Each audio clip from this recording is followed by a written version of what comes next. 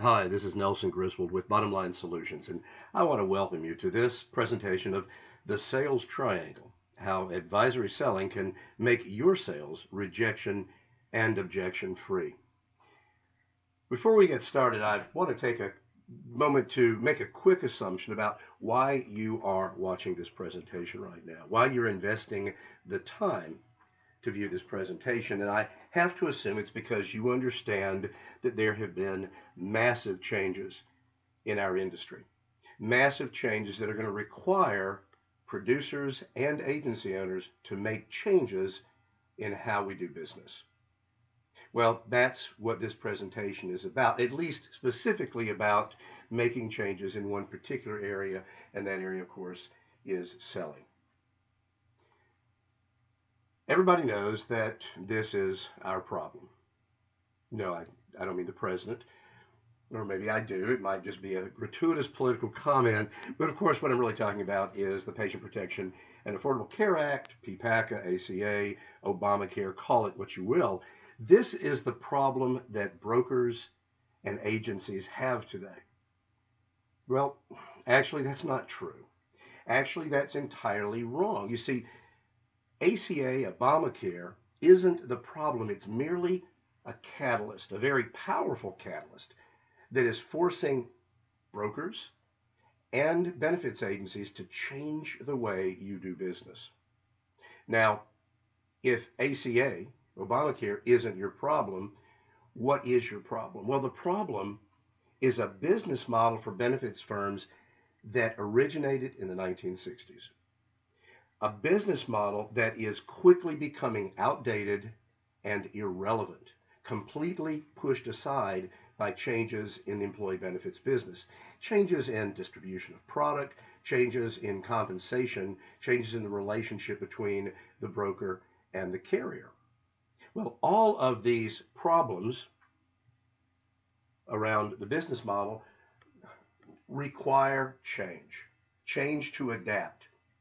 Either change to adapt or you become irrelevant in the marketplace. So when the president signed the Patient Protection and Accountable Care Act, I asked our clients, our agency clients around the country, what are you planning to do now that ACA has been signed into law? And almost to a man, they said, well, we know we have to change our business model. And that's absolutely right. We've got to change to a reform-proof business model was their answer. Good. You get that? A plus. But then I asked another question. What does that business model look like? What's the architecture of that new business model? And I got blank stares.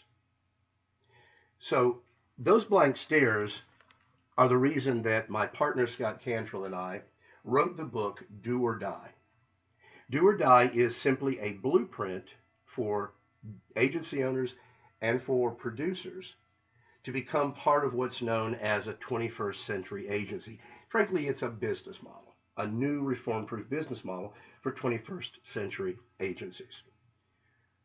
Now, in Do or Die, we talk about why you want to change your business model to a 21st century agency business model. The 21st century agency business model has two purposes. One is to preserve your firm, keep you profitable, allow you to maintain your independence. That is, continue to have your name on the outside of the building, continue to sign your own checks, and to protect your legacy. You have built something if you own an agency, and you want to be able to keep it, pass it on, sell it, what have you.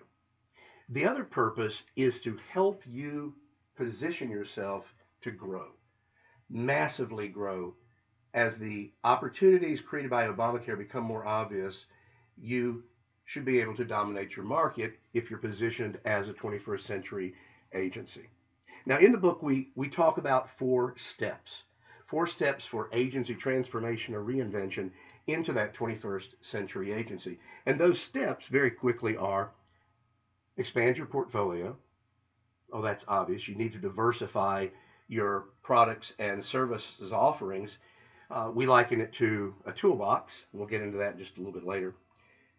Step two is to use what we call high ROI marketing. It's marketing that you can track, marketing that you can measure, and marketing that you can hold accountable.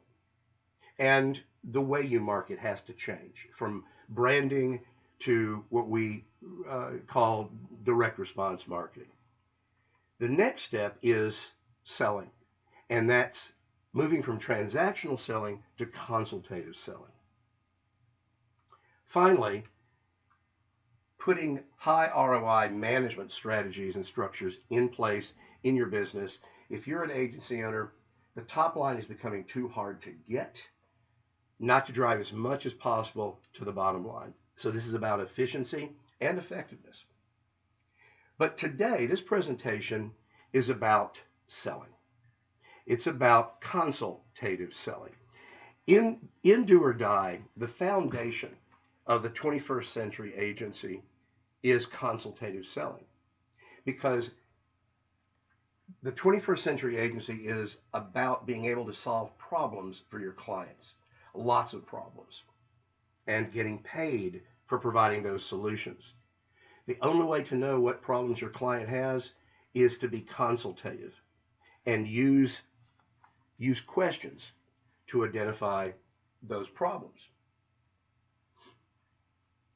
The good news is, a couple of years ago, MetLife asked brokers, consultants, advisors across the country, with ACA now in place and beginning to take hold, what are your plans? What are your strategies to address the changes in the industry? And 58% of those brokers and consultants responding said, we want to become more consultative with our clients. Absolutely the right answer.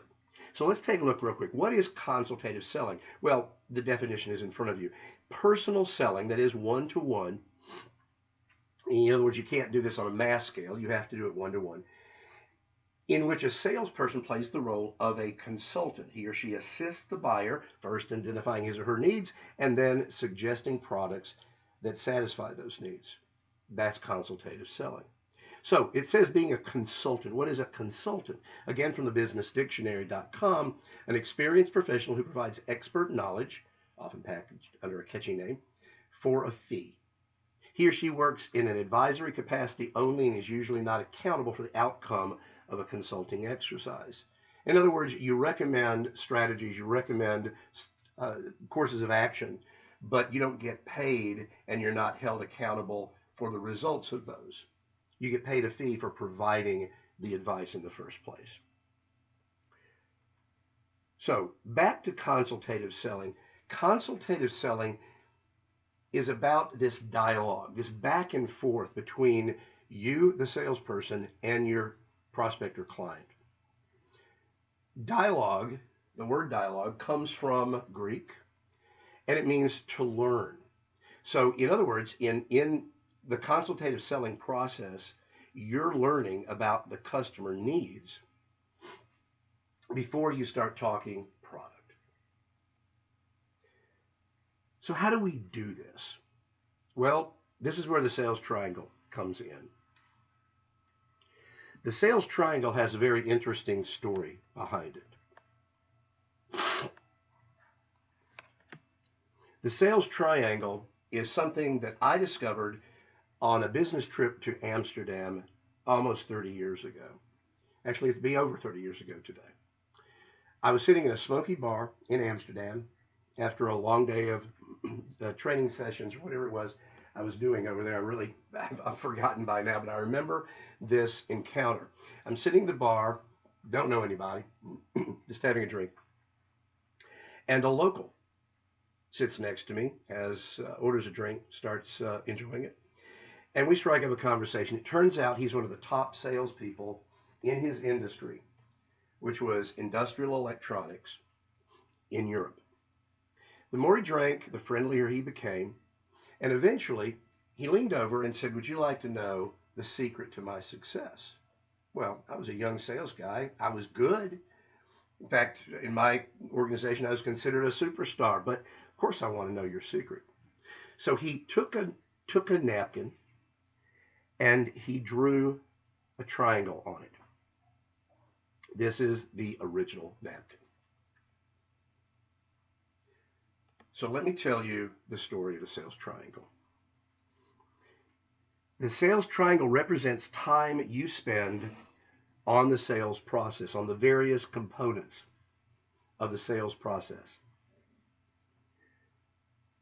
I've taken the Dutch words, replaced them with English, the letters with letters representing the English words. The R, notice it's the smallest part of the triangle, stands for relationship. This is building the relationship with the client, building rapport, getting to know the client. And by the way, this triangle represents how most salespeople sell. Spend a little time building the relationship. Then P stands for product. Then you do your product pitch. In this model, it's usually what's known as a show up and throw up, a product puke, where you simply discuss every product you've got and hope that you're going to catch the prospect's interest with one of them. Notice that the third part, the bottom part of the triangle, is the largest part of the triangle. It's the most time spent in the sales process, and you might guess the C stands for close, and it does. The close takes up so much time because the products aren't geared to the client's needs, or the prospect's needs. They're simply thrown out there with hopes that something will stick. So my bar companion says, this is all wrong. I said, what do you mean it's all wrong? He said, you've got to turn it upside down. And I said, I don't see, what do you mean turn it upside down? So he drew another triangle like this. Notice that the words stay in the same order, but the amount of time spent on that particular component is different. Well, it's not different in the center. The product, time spent on the product is the same, but you'll understand why in just a moment. The relationship is now the biggest part of the sales process in terms of time invested. And I said, well, I agree with that. I spend a lot of time finding out the client's background, where they went to school, their wife's name, their kid's name, or their spouse's name, their kid's name, where do they go on vacation, what are their hobbies. And he looked at me and just shook his head sadly and said, that's not it at all. I said, what do you mean that's not it? Don't you need to get to know the prospect? He said, yes, of course you do, but that's just the smallest part of it. He said, that's not what building a relationship is about, not a business relationship. I said, well, what's it about? What do you do? He said, you find out what their goals in their job are. You find out what their challenges are. You find out what the problems they have are. You find out what their personal ambitions are. So in our case, if you're working with an HR director, you might say, is this where you want to be in your career? And they say, no, I want to be in a Fortune 500 firm as vice president for HR, for instance. Well, now you can become a strategic partner helping that HR director do the things that he or she needs to do to advance in their career. By the way, guess who goes with them if you've helped them advance in their career? So once you've identified some problems, some pain points, if you will, problems that keep the client up at night, pain points, that cause them pain, that cause them emotional pain, then once you have that pain point established, one that you can solve and one that you feel is a major problem for this prospect, now you can move into a product presentation. Well, the reason the product presentation stays the same size is you still want to spend that amount of time on it. It deserves a lot of time. But now instead of throwing every product up on the wall, why, you're giving them a laser pointed presentation on one problem, on one product that will solve their problem perfectly. So now you're showing them why this is the absolute right solution for their problem. And look what happens to the close. the close shrinks down to almost nothing because you have gotten their agreement that they've got a problem. And you're going to stir that problem up and you're going to make them really, really want a solution. When you offer the solution, oftentimes they will actually close themselves. Now, we're going to go more into details around uh, this process, but the sales triangle sums it up so beautifully. The maximum amount of time you can spent on finding out what the client's needs and wants are. And by the way, needs and wants are not always the same thing. They might have a need they're not aware of. So they don't want a solution for it because they're not aware of the problem. Or they think there isn't a solution for the problem, so they're not looking for a solution. You've got to be able to pull that problem out and then say, oh, but there is a solution. Here is something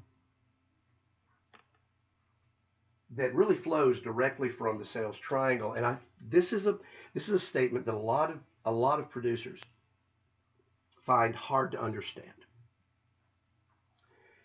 Your value as a salesperson isn't in what you sell.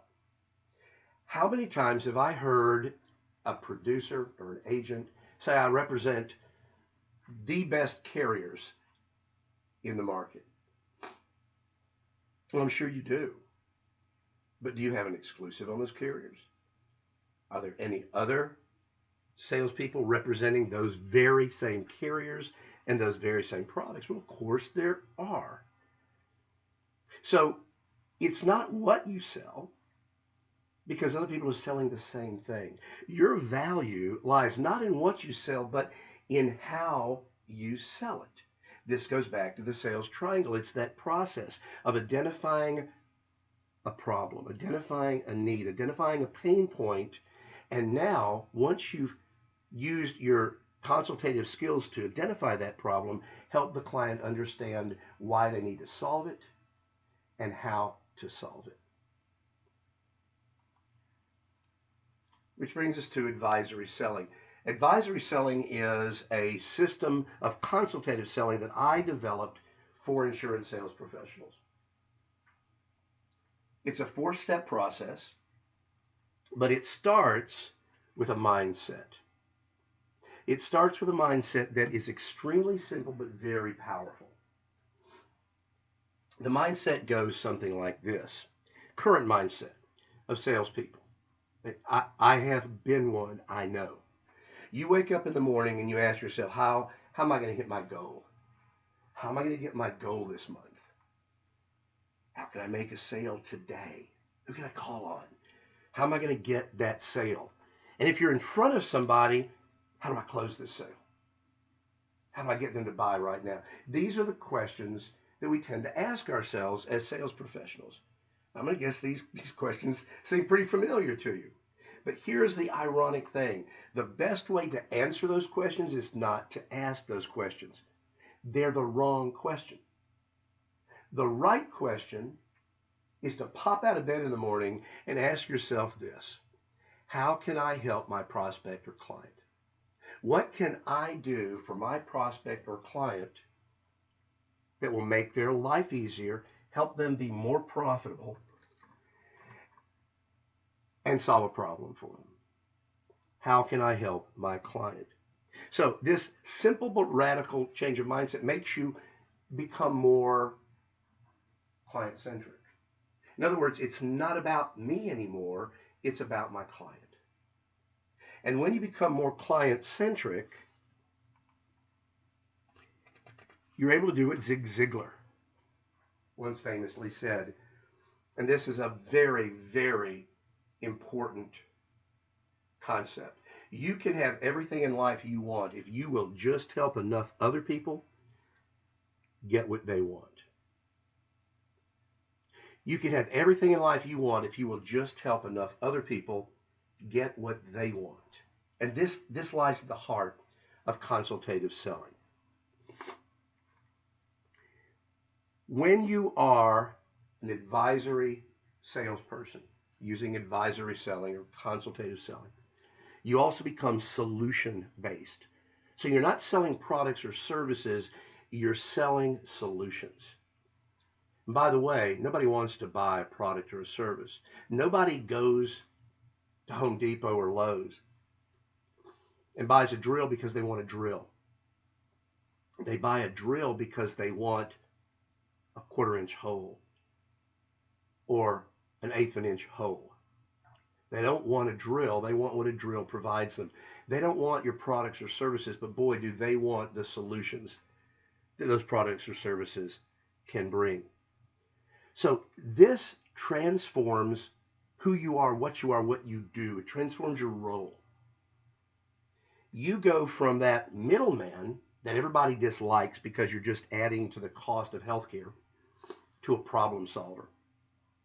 A problem solver that is bringing multiple solutions to the client and helping make them more efficient, more effective, more profitable, making their life easier. Darting into a storeroom, the mild-mannered insurance man quickly shed his outer garments to become super broker, the trusted advisor. Now, maybe you don't wear lycra under your suit, but people who go around solving problems for other people, we have a name for that. We call them heroes. And heroes are in short supply. And as the cartoon said, you end up becoming a trusted advisor. The more you go from making a sale to solving a problem, you become that trusted advisor. And that trusted advisor becomes part of the team, an integral part of the client's team. You're able to sell more product faster and easier. It lets you take control of that relationship that right now, for most brokers, the clients control. Most brokers I know are terribly afraid of their client. And the reason is they know that the client is more important to them than they are important to the client. In other words, it's going to hurt them a lot more if the client loses them, if the client fires them. The broker has more to lose than the client does. Advisory selling turns that around. The client now has more to lose by getting rid of the broker than the broker does. Because you are solving problems for your client, you build a wall around that client. I mean, they're not going to get rid of you. Who's going to get rid of a hero? They want you there. They want you. That becomes the kind of person the client pays a retainer to just to have you available. Now, I'm not suggesting I know any brokers who are charging a retainer, but I do know brokers who are charging a fee that looks an awful lot like a retainer. It's not for any specific service. It's for their strategic advice and some of the consulting that they're providing the client. And finally, your client will love you for taking control of the relationship, for locking them down as a client. Your client loves you for it. Now, do you see how this differentiates you from your competition? I like to say, and I know this is a little bit dated in terms of all the gals loving on the broker. It might be a bunch of male HR guys just adoring their female broker. But the point is, differentiating yourself isn't wearing a bow tie. That's being different, but it doesn't mean you're better. Differentiating yourself means being better. And being consultative, using advisory selling to solve problems for your client, that makes you better. So, let's take a look at the 4 steps to becoming consultative, to becoming an advisory sales professional.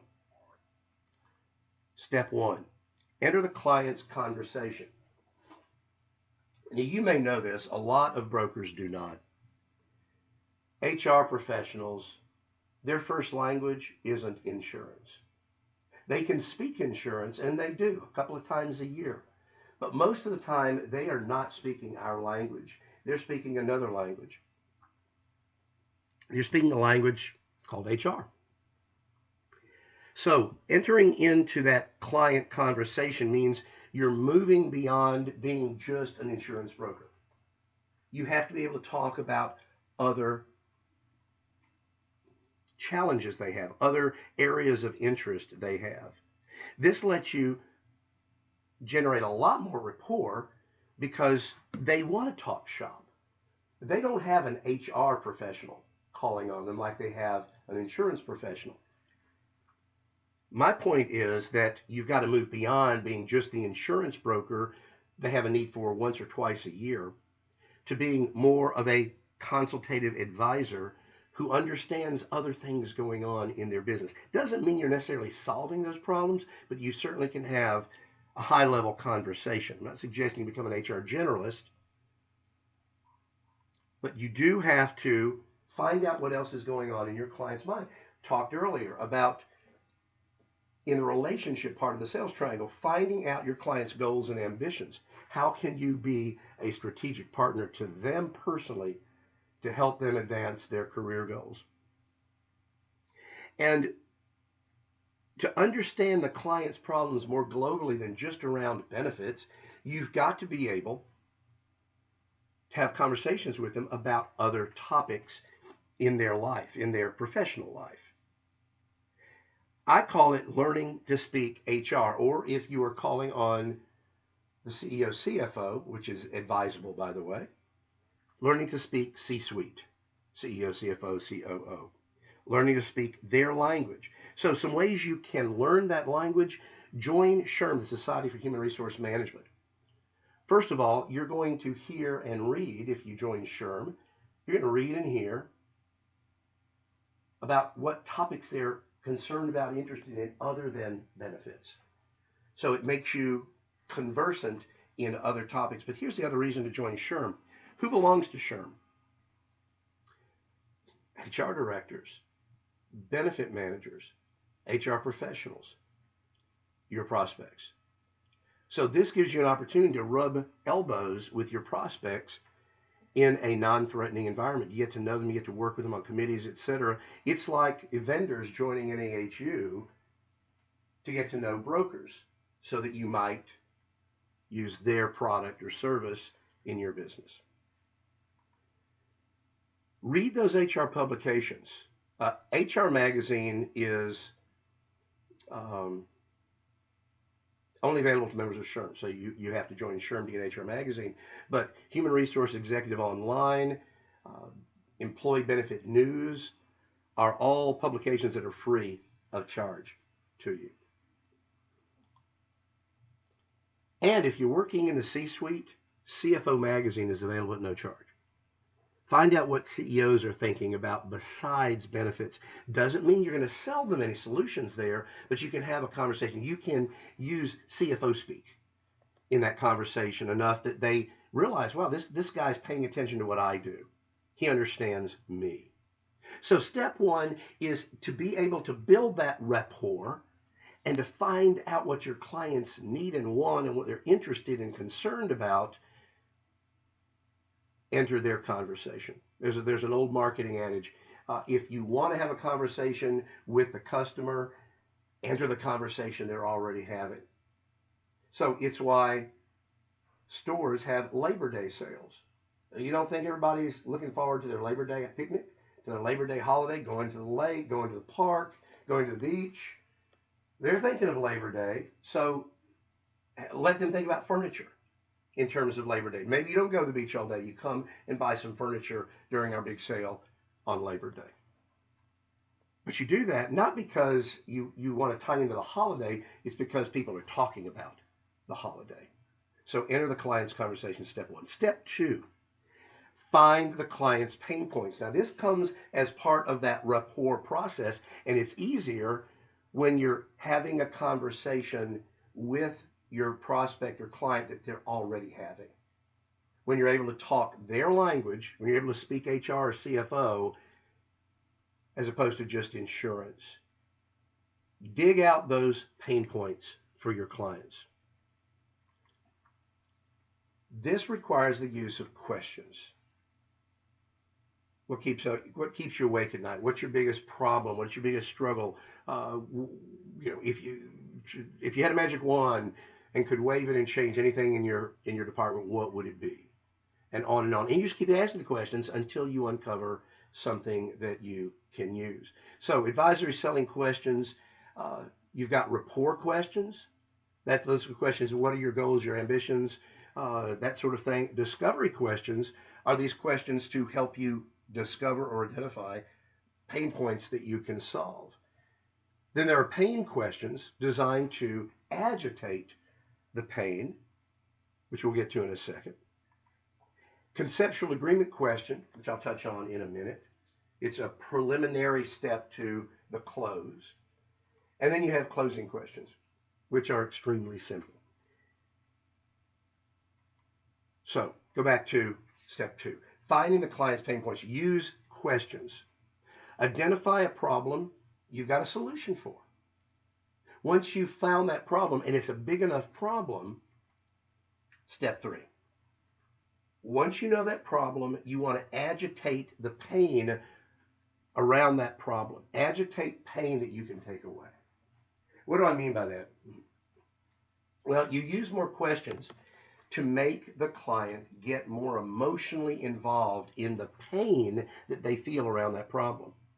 So I used to hear all the time, my biggest problem in my work for an HR director was open enrollment. They hate open enrollment.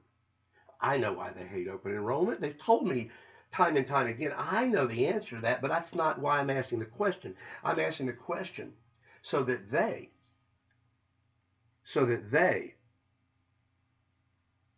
will start to think about why they hate it so much.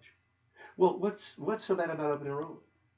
Oh gosh, it takes up months of our time to get ready, and we have to deal with all of this paper, all these paper applications, and chase down employees to get them to fill out their insurance paperwork, their application. Then we got to collect them from the employees, and we got to get the data to the carrier, and then the carrier messes up the data when they're entering it off the paper, and we end up with a whole bunch of problems with our insurance cards. And we do try to do some education. We really don't know how to educate our employees on their benefits, on and on and on.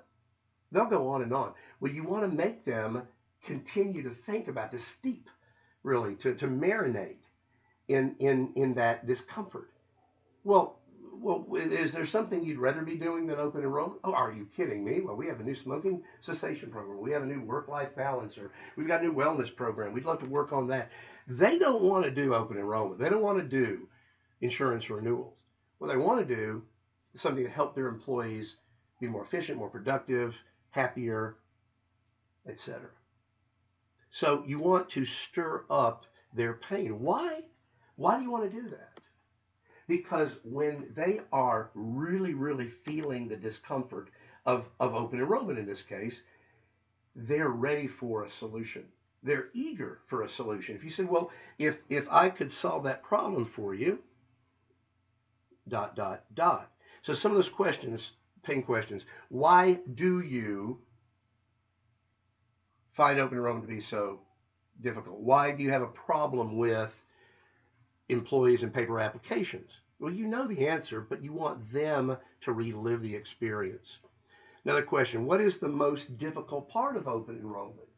Make them narrow it down and tell you what they really, really hate. Another one is, well, what happens when your team is tied up for 3 months? What doesn't get done? And they'll tell you all the things they wish they were doing, or that they need to be doing, but they don't have time to do because the department's too small. This simply gets your client, as I said a minute ago, ready for your solution. This is what you want with your prospect or client. You want them almost holding their throbbing temples, fighting back a migraine headache. Now, this is not an exercise in sadism, I promise. It's a process the client needs you to take them through so they are ready to solve that problem so they never have to deal with it. Again, if you've got a solution that will make their life better, don't you have an obligation to get them in a state of mind ready to buy it? Of course you do. It's also an excellent part of the sales process. Now, there is an intermediary step that isn't a step, but it's important. It's very important. It's called conceptual agreement. Asking the conceptual agreement question or getting conceptual agreement. Conceptual agreement is simply you're both on the same page. The prospect or client agrees that solving this problem would be a good thing. So a conceptual agreement question might be, so as I listen to you, what I hear is that if we could find a way to eliminate paper applications from open enrollment, that would make your life a lot easier, would make open enrollment a lot more manageable, and make your life a lot better. Am I right? Oh, yes, absolutely. So they now are wanting, they've accepted the premise that they need a solution to all of that paper during open enrollment. Now on to step 4, which is the easiest part. You simply give them the solution. Now you aren't going to simply say, well, we can do this. This is where you spend that time with the client explaining why your solution is the perfect solution, going into the detail. This is the laser beam versus the shotgun blast of the product puke. There's no shotgun blast here. This is a rifle shot, a laser beam right onto this specific solution that you have to solve this very specific problem. The more specific you are, the more detailed you can be, the more convincing you are. The client's going to realize, wow, this solves every aspect of that problem. So you want to spend time with it, talking about the benefits to, the old features and benefits. Well, they don't care about the features, they sure care about the benefits to them. How does this help me? What's in it for me? Now, the reason you're able to offer your client a solution, if you're a 21st century agency, a 21st century producer, is that you've got a toolbox of solutions, products and services that you can pull out of that toolbox and deploy to solve a problem for your client.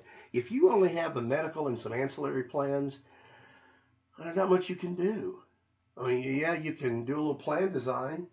You can beat down a high renewal some number of points.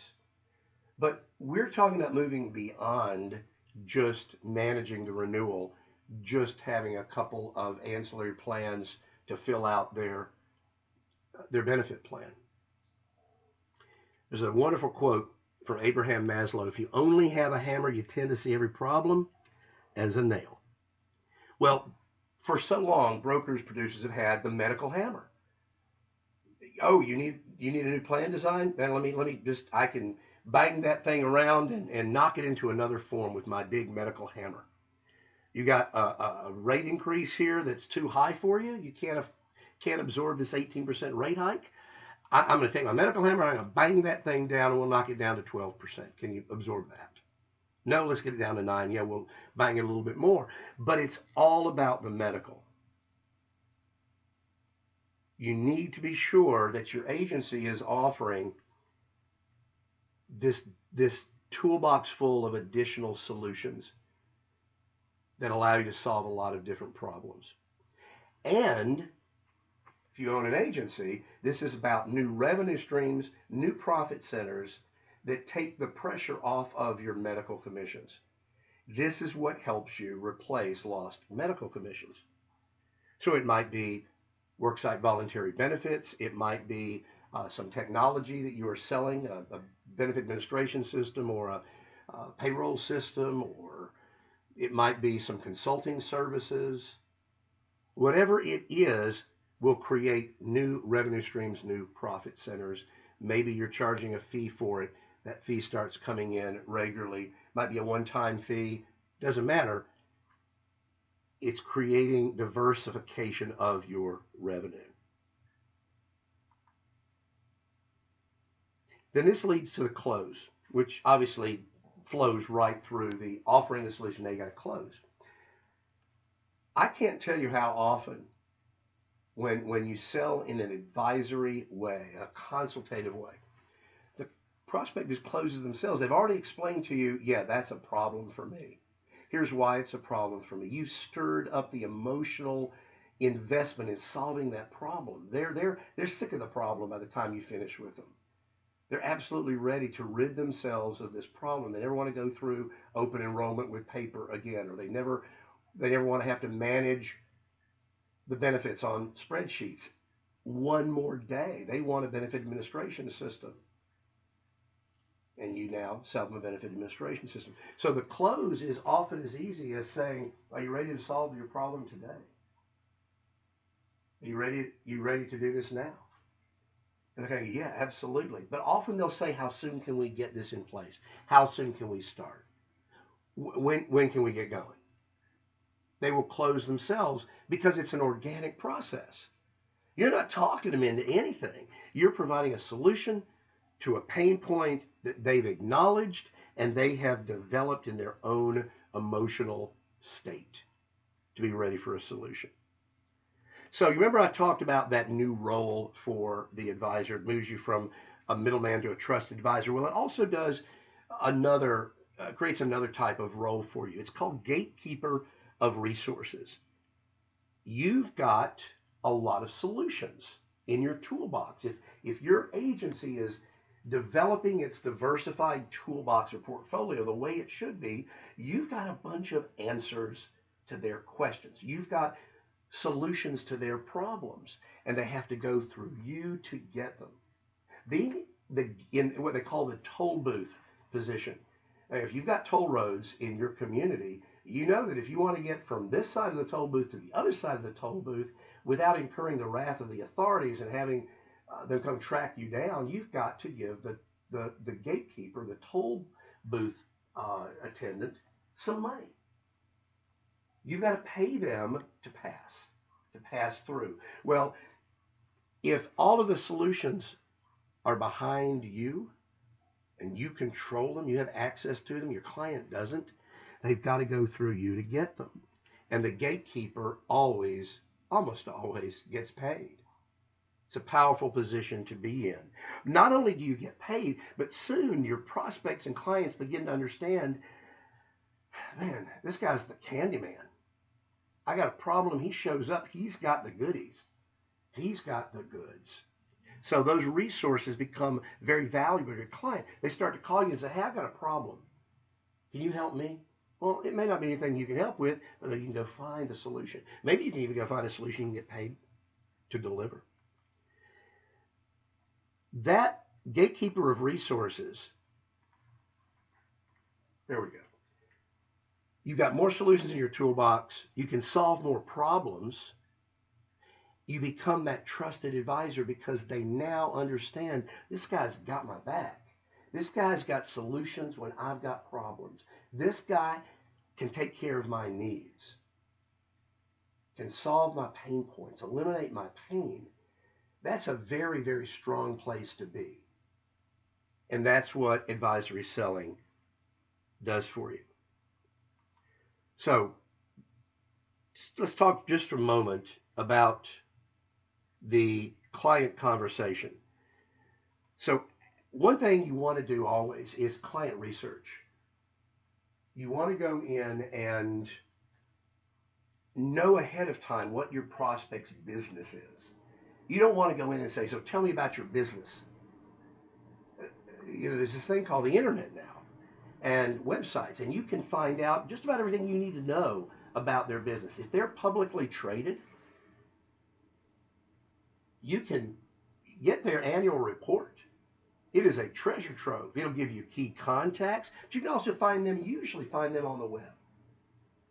Annual on the client's website.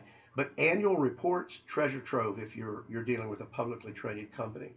So you can find key contacts and you learn about the company. What do they do?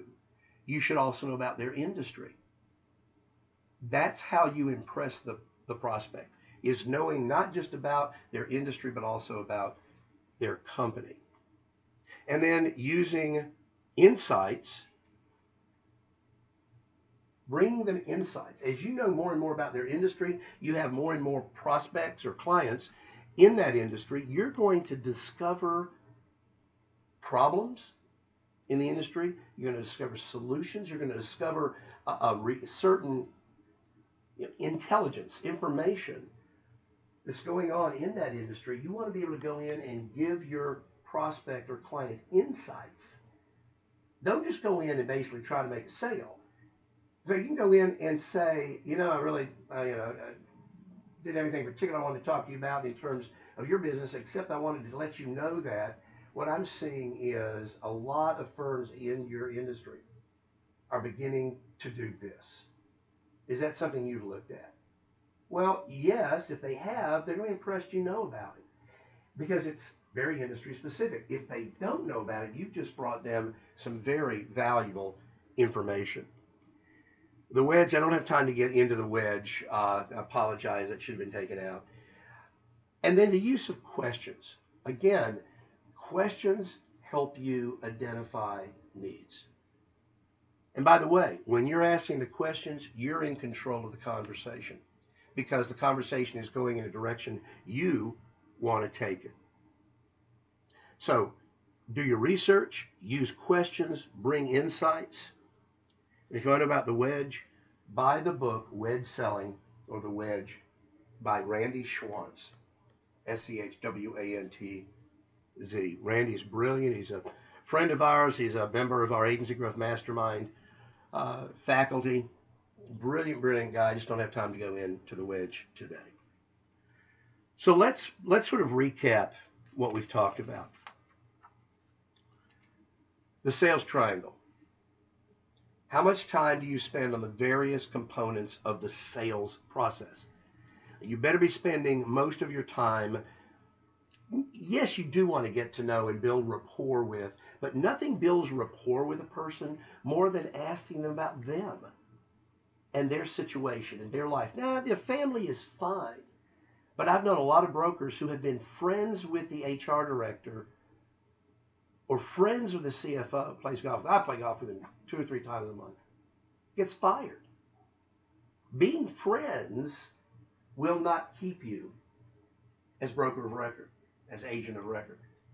What will keep you in the account is understanding the client's business situation, their goals, their ambitions, their problems, their challenges, their needs.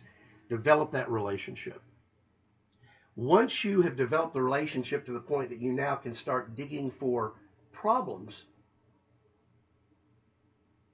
you find when you can solve, the client really needs solving, and you use the advisory selling process now.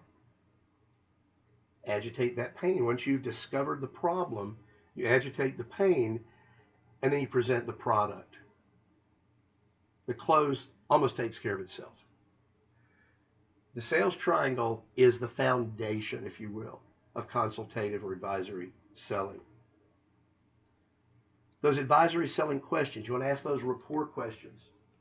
So how you've been in this industry for 20 years is, this because you've gone to their LinkedIn profile and you've looked at their work history.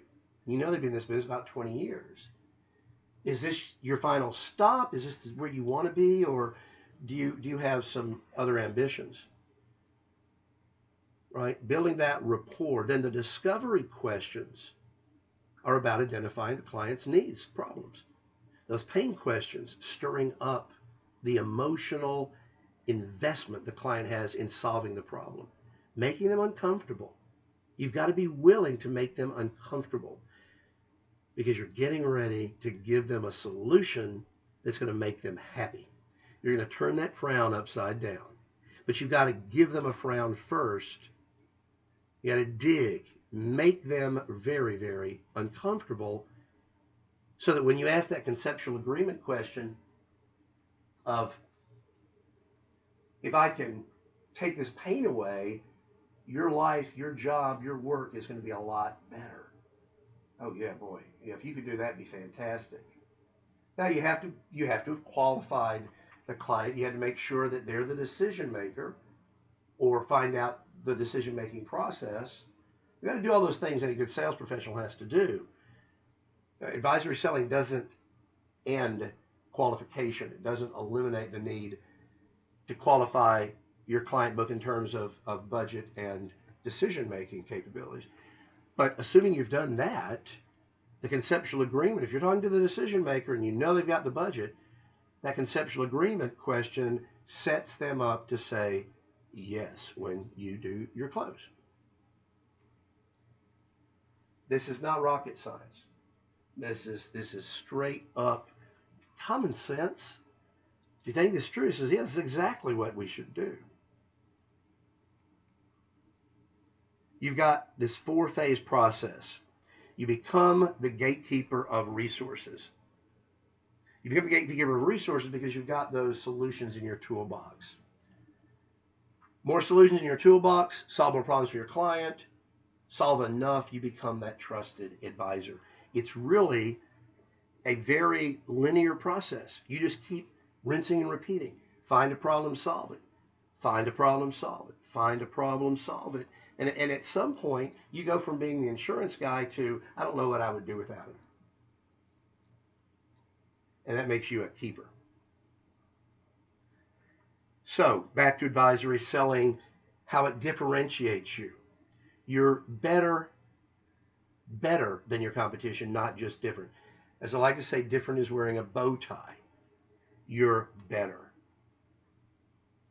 You're able to speak HR and C-suite, depending on who your target clients are. You can find those pain points. Your competition doesn't even start. They assume to know what the pain point is. Actually, most of them are just trying to give their client a lower renewal increase. Help the client really feel that pain. Help them understand they got a chance to solve this problem. They really, really need to solve this problem. And then you offer a solution. It really is pretty much that easy. Here's the great thing. By using this process, you bring value to the client in your selling. In other words, you may not sell them anything, but in the process of trying to sell them something, asking those questions, bringing them insights, helping them find a problem they can solve, they may not use you to solve it, or they may not solve it right now, but they didn't even realize that was a problem. Or they didn't even know there was a solution. Well, maybe their budget's not there for the solution, but now they're going to find a way to get it in the budget. They wouldn't have known to do that had it not been for you. So you bring value just in your sales process. Remember, the value you have isn't in what you sell, it's in how you sell it. And then finally, you become the client's trusted advisor. You can't put on your card, the client's trusted advisor. Well, you can, but it doesn't make it true. They don't trust you necessarily, not yet. But they do when you continue to show that you are not about yourself, you're about them. You're about solving their problems. All right, so a couple of resources in Do or Die. If you have Do or Die, or if you want to get a copy, there's an entire section on 21st century selling. And there also are sections on learning to speak HR. And we've got a list of advisory selling power questions in the book. So you can get the book on our website. Well, you can actually, the best place to get it is 21stcenturyagency.com. 21st, 21st, 21stcenturyagency.com. There's a link on there to get the book if you're interested in Do or Die. If you were waiting for a sign to change the way you're selling, change the way you're doing business, here it is. This is it. You now know how to become consultative. So my point is, just go get it done. Now, if you'd like some more information, both on advisory selling, we'll do a deeper dive into advisory selling, but into transforming your whole practice, portfolio, marketing, selling, and management. I want to let you know about something. We've got a 2-hour online workshop called Do or Die, the 4 steps of transforming your firm into a 21st century agency. This webinar workshop will give you the information you need. So it's what is it? It's an interactive, informative overview, and I'm just going to read here off the screen, uh, of the strategies and methods that you need to achieve and maintain relevance, independence, profitability, and growth. In other words, you still have value to your clients. You still are relevant in the discussion. You can go out and get new business. You're independent. You're still stroking your own checks. Profitability. If you are profitable now, and I have to assume you are, you can continue to be profitable. And finally, you're able to grow, positioned to take advantage of all of the opportunities in healthcare reform. So let me give you some highlights. You'll learn the proprietary 4-question process that I created to help agencies strategically diversify their portfolio. This is so that what you're offering your clients are meaningful to them. They're meaningful solutions, specifically chosen to match to your prospects and your clients. So it's a very, very powerful, simple, very simple. Just 4 questions, a filter. You just put every product and service through this filter, but you'll end up with a portfolio that is perfectly matched to your ideal prospects and clients. You'll also discover the key to differentiating your firm from all of your competitors and how to develop a meaningful competitive edge over them in the marketplace. You'll discover specific marketing techniques and strategies that are easy to put in place to attract your ideal prospects. Basically, help your prospects raise their hand before you've ever spoken with them and said, hey, over here, I'm interested in learning more about what you do. And that's what good marketing does. It provides you with more and better prospects. We'll also show you a step-by-step sales process and approach called advisory selling. So you've already seen that, but it's going to be a lot deeper than what we did today.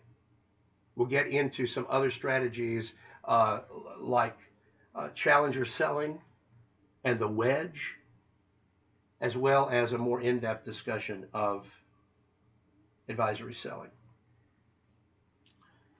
The 4 questions you must ask yourself to help understand how your marketplace views you.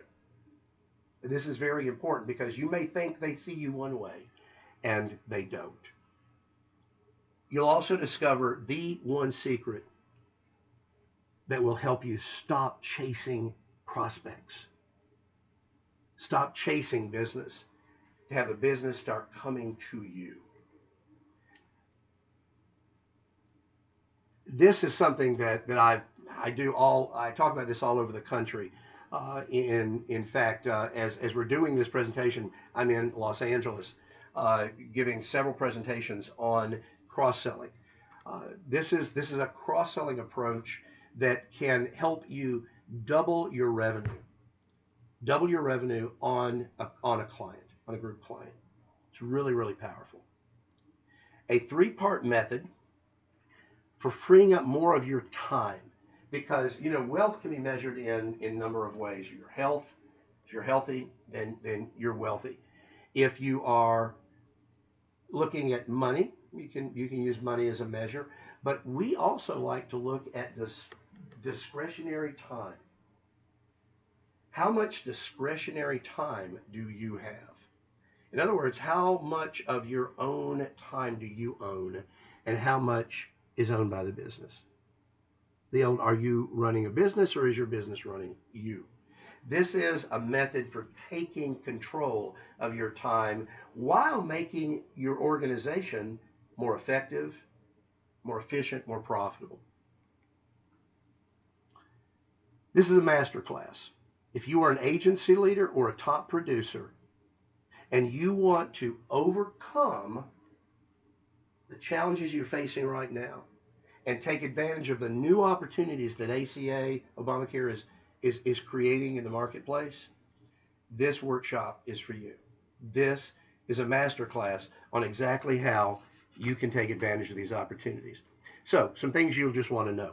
This is a 2-hour intensive workshop. We're going to be doing exercises here. You'll actually walk away with information written down that gotten you started on the process to implementing some of the change that we're going to be talking about. We're going to be looking at those 4 areas of agency growth: portfolio, marketing, selling, and management. You will be asked to do some work. Do not be listening to this playing solitaire. You're going to waste your time and your money. I promise you, you'll take away specific methods, specific solutions, specific tactics that you can put into your business tomorrow. And you'll be getting the same information, the same training, the same content that we have clients paying us uh, high 5 figures for. Our top clients are getting the same information you'll be getting. So here's what you get: the online training workshop, which is a $397 value, lifetime access to the full recording of the workshop. You can go back and access it anytime you want. You can download it, put it on your iPad, watch it when you're flying, watch it when you're sitting around the house with a boring ball game on. That's a $297 value. We're providing supplemental materials like handouts, cheat sheets, worksheets, that sort of thing. $197 value. An opportunity to receive when I said opportunity, you can do it. I mean, it's an available, you know why we put opportunity? Because a lot of people don't take advantage of it, which I never understand. You're getting a 60-minute consulting call with me and my partner, Scott Cantrell, at no cost. It's $1,000. We charge $1,000 an hour. I don't know why we put $997. I guess it doesn't sound like $1,000. In this case, I want it to sound like $1,000 because it is $1,000. We charge $1,000 an hour, $7,500 for a day of consulting. So a 60-minute call with me and my partner Scott, who's a marketing genius. So what does it cost? The training, the access to the recording, the supplemental materials, the 60-minute follow-up consultation with me and Scott, total of $1,888. So for less than $2,000, you get access to all of that, but that's not what we're asking you to pay. Your investment's $197. $197 for 2 hours of intense workshop training to help you become a 21st century professional, to help your firm become a 21st century agency.